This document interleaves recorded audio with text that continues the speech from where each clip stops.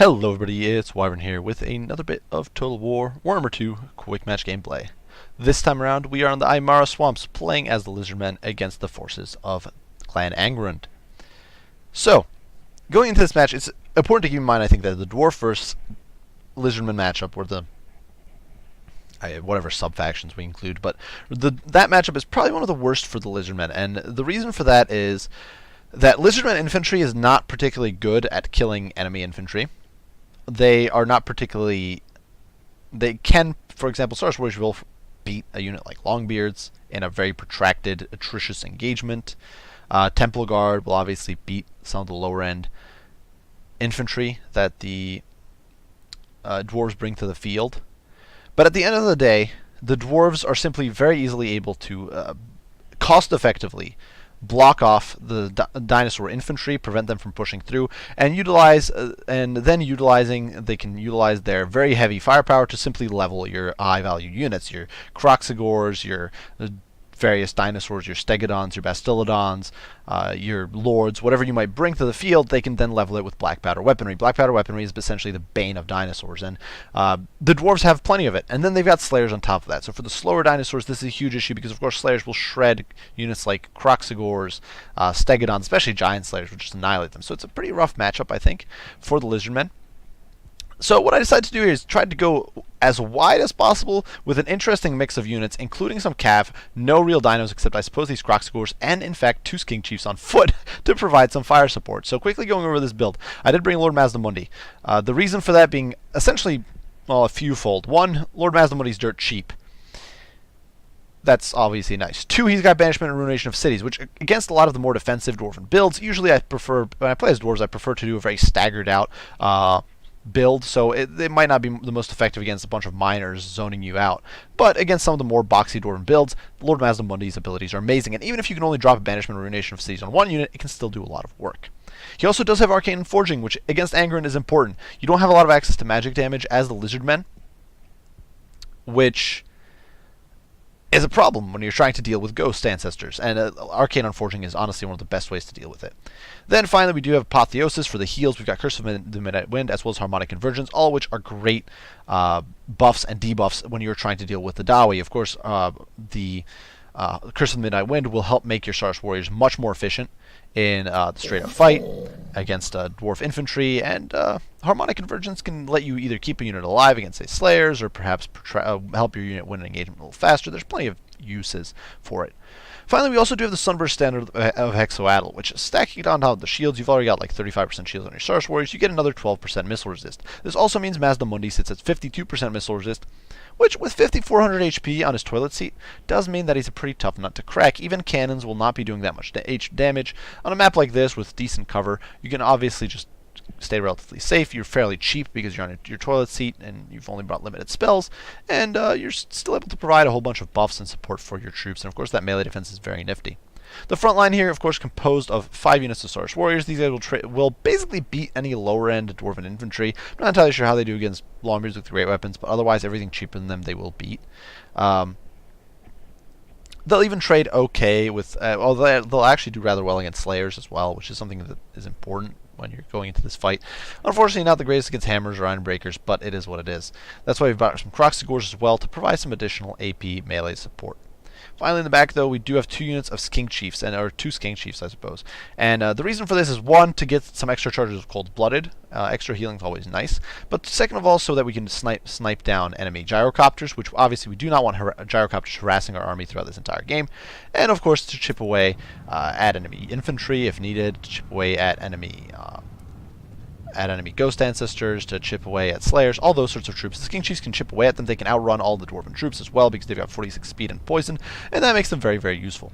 Finally, out on the flanks, we actually do have Cold One Riders. So I've been using Horned Ones quite a bit recently. I'm sure you guys might have seen on some of my streams or perhaps in some of my other replays, but I decided to also give a shot to the Cold One Riders, figuring, you know, these guys are cheap. They cost 800 gold, which is obviously cheap. 44 weapon strength, which is monstrous. 31 AP in that, and that's really, really solid. And a charge bonus of 42. So while 24 melee attack is pretty terrible, when these guys are on the charge, they can do quite a bit of damage to the dwarf troops. And I figured if I can keep these guys moving, we can do a lot of damage potentially. Finally, we do have some Horned Ones, and the Horned Ones obviously have huge risk, because if they start rampaging, you're probably going to lose the unit, because Slayers are going to make mincemeat out of them. But if you can prevent them from rampaging, if you keep them alive long enough, they will do immense work. They've got Splash, they've got 52 weapon strength, and it's AP, they've got monstrous melee attack of 41, charge bonus 100 armor, and actually solid HP of 5400. I just love Horned Ones. They're a very, very solid unit, you just have to be very wary. Now my opponent here decided to go with a bit of an oddball build. He didn't bring Slayers in quite a firing line. He's got normal Slayers as well as Dragonback Slayers, but interestingly enough, 2 Iron Drakes. Now these guys can do quite a bit of damage to dinos, and surprisingly they can do quite a bit of damage even to armored single model targets, because they do quite a bit, because they just have so many hits per burst. They also do Discourage, and all in all they're fairly tanky against Lizardmen, most Lizardmen units that aren't dinosaurs. So they could definitely hold up reasonably well. 2 Thunders in there as well, providing additional AP out on the flank. And, of course, especially when you're dealing with dinos, because they tower above the Dawi, you don't have to worry too much about black powder weapons missing. And these guys are very flexible. Of course, they can shoot down flyers, they can shoot down, they can flex and shoot at cav at some reasonable range. They're just a very useful unit in general. The core of the army here is made up of Dwarf Warriors, who, like I said, they won't win, but they are very cost-effective in the sense that it's going to take my Sarge Warriors forever to chew through them. And my Sarge Warriors cost basically double of what Dwarf Warriors cost, which is a huge gap. And then Grumbling Guard and PK Guard on either end, providing some great melee support. Of course, the PK Guard with its armor sundering will also make the non-AP units here, like the Slayers and the Dwarf Warriors, much more effective, and they will be able to just dumpster Sarge Warriors. Grumbling Guard, similar case. They're going to tear through Sarge Warriors, and both units are very competent against large. Obviously, where's Angron without Belegar, who does have the Mighty Oathstone? He does have Revenge Incarnate, which is a cool little self-buff. Not the biggest fan of it. It's only one use, but hey, it can definitely do some hurt. And Rally, and the Hammer of Angron. So all sorts of buffs for the very angry Revenge Incarnate man. Finally, King Lun Ironhammer here, providing the Soul Ghost Ancestor. He does have a Bronze Shield, so despite the low HP, he is somewhat resistant, and he does have 2,000 HP, so, you know, he can hold up definitely. He's got Fear Terror, which can be useful against Saurus, Foe Seeker, Deadly Onslaught, all the kit, and he can definitely be a bit annoying. Interestingly enough, unlike most other Ghost units, in fact, maybe all other Ghost units, he does not have AP, which is a little surprising that none of the Dwarf Ghosts are AP. But you can see we do drop our Ruination of Cities here on this slightly blobbed up unit of Thunders as well as PK Guard. Obviously, they're magic resist, and the fact that the rays of the spell here kind of went in terrible directions isn't going to help me, but you know, damage is damage. If we can get this early damage in, that's good. It means some of these PK Guard will go down much quicker, and this is one of the most threatening units on my opponent's roster. Unfortunately, Mazdamundi here is taking quite a bit of a beating from all those Thunders, from that Black Powder Fire. So that's less than ideal, and you can see some Flamer Fire going in there as well. And we are holding off for a little bit, but actually this is a bit of a mistake, because my opponent is now going to pull his Dragonback Slayers out and going to pressure me pretty heavily. You can see over here the Skink Chiefs doing their very best to chip away at these guys. You can see, although it's a little difficult with the trees in the way, we're definitely able to chip down some of the models. You can see they're already down 5 models, which is not a bad thing. Dragonback Slayers, of course, very expensive unit. The Dragonback Slayers are a very expensive unit. They're a very lightly armored unit. They're basically an ideal target for these King Chiefs. And you can see we're just whittling them down as best we can. Unfortunately, the trees here really blocking us off, but we try. We try to get as much done as we can.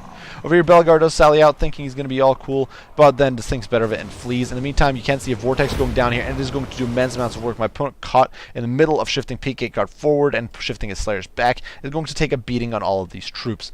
Unfortunately, the roasting is beginning. You can see the Iron Drakes, they're just unloading on the Sarge Warriors, on the Croxigors, but we will be able to get a meaty charge here into the PK Guard and really start beating them down. PK Guard, you know, they've got respectable melee stats, but Croxigors are going to do a lot of hurt. They're just such a strong unit against infantry. In the meantime, you know, the Thunder unloading on the Sarge Warriors, definitely a little rough. Definitely this engagement was not ideal. You can see I've got Sarge Warriors plunging into the fight here against the Dragonback Slayers, but there's a unit of Sarge who's kind of out here on the flank, and rather than flanking around, I'm just going to pile them into this fight, which is a big mistake on my part. Unfortunately for my opponent, though, while he will be able to get these Thunders clear, and you can see my Skink Chiefs should have been moving a lot sooner, that's another big mistake on my part, but while my opponent's Slayers are suddenly bogged down in the front, we are going to get our Cold One Riders into the Thunders here, and they were going to start making mincemeat out of these poor Dwarves, and you can see just how much damage on the charge. So the thing is, these guys have 44 weapon strength, and they've got 42 charge bonus. So on the charge, they're hitting with almost every attack, and they're just going to be tearing these guys to shreds. You can see those poor Thunders just not standing a chance, and they're going to rout. Of course, Fear kicking in, and then we're going to be able to pick them apart as they flee. And with 90 armor, Dwarf Warriors can't do very much. Over here, we did try to get a little greedy. We did try to take down these Iron Drakes with our Horned Ones, but seeing that my opponents shifted the Slayers around, we're simply going to pull away with our Horned Ones and look for a new opportunity. Over here, we caught these Thunders out a little bit with our Horned Ones and with our Cold One Riders, but unfortunately my opponent was a little quick on the draw with the Grumbling Guard. We did hit King Lun Iron Hammer with an Arcane Unforging, which you can see dropped his HP by about 800. Very solid debuff for damage there. But, you know, my opponent's been able to stabilize a little bit. But the problem is that at this point, we are going to be starting to drop a bunch of debuffs. You can see the PK Guard, they're completely routing, completely giving up on the fight. Over here, the Dragonback Slayers are not going to be able to do very much damage. The Dwarf Warriors can only hold so long. Mighty Oathstone is going down, but unfortunately for my opponent over here, we are going to drop a nuke on the blob and get a meaty rear charge with the Horned Ones. And of course, Horned Ones, as I said before, are such a brutal unit at close quarters. They're going to tear through this Grumbling Guard very, very quickly, despite their good melee defense. They're just not going to stand a chance. You can see those Raptors are all over them, really munching through them very, very quickly. And you can see them just jumping around, doing so much work. I absolutely love Horned Ones. See, just so much work being done here. Oh my goodness, he just sent it flying. But the thing is that at this point, my opponent's Slayers, they are doing some work, but they're tied down fighting Cold One Riders, who are a much less important unit. They're trying to defend the Iron Drakes, which are kind of an important unit, but the Slayers, while they're wasting their time over there on the Cold Ones, my Horned Ones over here are slaughtering the Grumbling Guard with the help of the Sarce Warriors, and a second unit of Cold Ones is over here slaughtering these Iron Drakes. And of course, Cold Ones don't rampage, so they will just stay here and keep munching through these guys. You can see the Raptors just chewing through them. A little bit of damage to the Dwarf Warriors as well. This is not ideal because it's not sustained combat, but one of the important things to keep in mind is that Iron Drakes have very pitiful melee stats. So, if there's a place where you can risk staying in a fight with Cold One Knights, it's here, or Cold One Riders, it's in this situation. Elsewhere, you can see we're going to route the PK Guard there with our Skinks shooting in the back. You can see with our blow darts, we're then going to be able to shift back and sort of start dealing with this backline. Unfortunately, like I said, we just got bogged down here with these Dragonback Slayers. Had I had these Sarce Warriors swinging around wide, would have been ideal because we could have then pushed them into these Slayers, perhaps pushed them into these Dwarf Warriors, perhaps bogged down some of these other pockets, and freed up our cavalry. Unfortunately, that was not to be. Now, we are able to sneak away here with some of our Horned Ones. You can see they're tearing through the Thunders. Over here, I actually put Mazdamundi up against King Lun. Mazdamundi being an incredibly good duelist. But in all seriousness, Mazdamundi has magic damage, so I figured if anybody's going to do it, it's going to be Mazdamundi.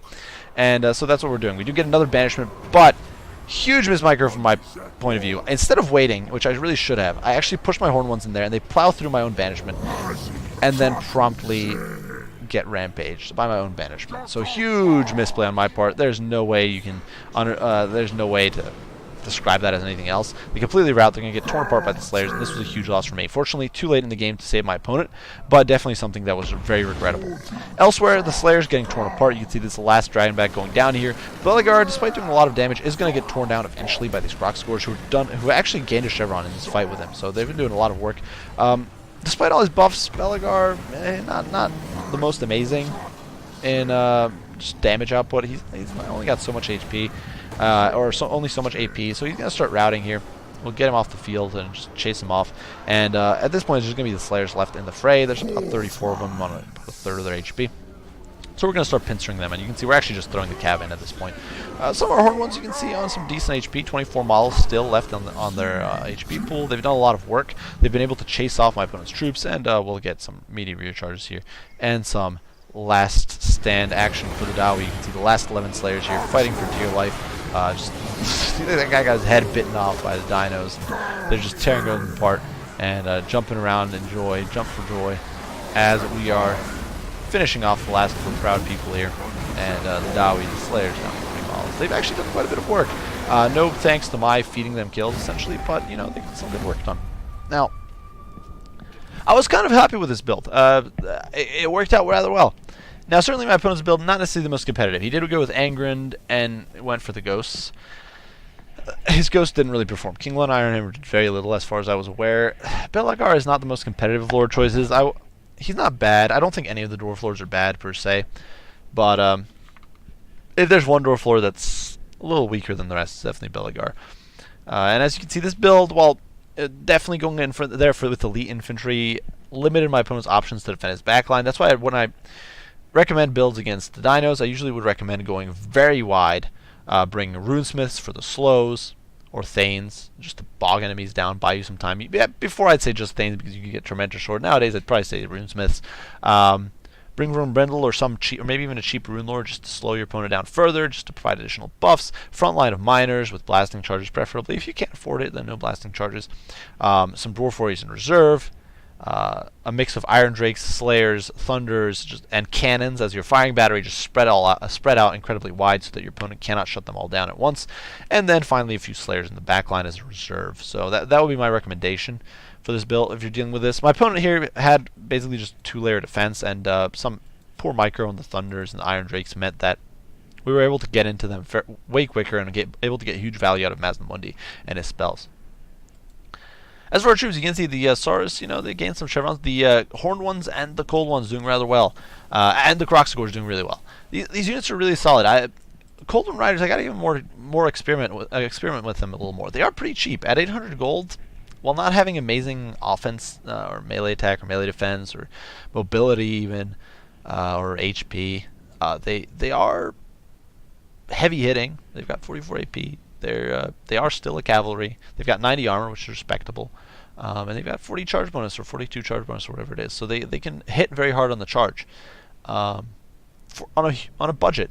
And I think they're a lot better than say the Orc Boar Boys, which are in my opinion garbage because they are a bit more mobile than the Boar Boys. They do have, I think, better melee stats than the Boar Boys by just a tiny amount. They hit a lot harder than Boar Boys. Boar Boys have like 30 weapon strength. These guys have 40, which is a huge difference. And that's very significant. The Horn ones as well, just doing so much work. 82 and 88 kills against a relatively small army. That generates a lot. That's a lot of value generated. Horn ones definitely don't underestimate them. They can do a lot of damage. A lot of those kills were against units like Rumbling Guard, Iron Drakes, Thunders, units like that, and it shows their value. Just don't let them get rampaged by your own banishment. That's my recommendation. Regardless, good game to Trevor G92 here. I do hope you guys enjoyed the video. If you did, be sure to leave a like and subscribe below if you've not already, just to keep up with additional content. As usual, guys, if you have any comments, any criticism, any questions, don't hesitate to post them, and I'll do my best to respond as soon as I can. As usual, I do appreciate you all for watching, and I will see you all in the next one. Bye for now.